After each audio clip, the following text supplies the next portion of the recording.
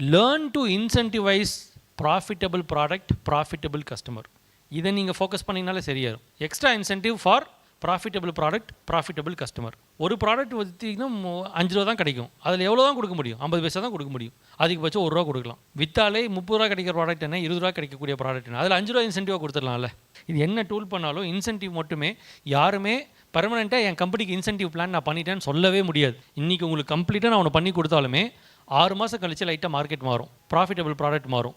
அப்போ திருப்பி லைட்டாக நீங்கள் ஸ்லாப் மாற்றுவீங்க, புதுசாக ஒரு ப்ராடக்ட் கொடுப்பீங்க, சில விஷயங்கள் மாறும், ஸ்கீம் கொடுப்பீங்க.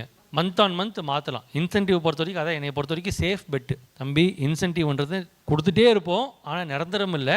நிரந்தரமாக இன்சென்டிவ் கொடுப்போம், ஆனால் எந்த முறையில் கொடுப்போம்னு தெரியாது. ஏன்னா எனக்கும் தெரியாது. மாதம் பிகினிங்லேயே நான் சொல்லிடுறேன். ஆனால் ஒவ்வொரு மாதம் ஒவ்வொரு ஸ்டைல் நம்ம வச்சுக்கலாம். நம்ம சேர்ந்து முடிவு எடுப்போன்ற மாதிரி நீங்கள் எடுத்துகிட்டு போயிடுங்க. அப்படியே வச்சுக்கலாம். சிலதெல்லாம் எங்கள் டீமில் நாங்கள் டிஸ்கஸ் பண்ணி தான் இன்சென்டிவ் வச்சுக்குவோம். இது எப்படி வச்சுக்கலாம், இது எப்படி வச்சுக்கலாம், எப்படி வச்சுக்கலாம்னு சொல்லிட்டு.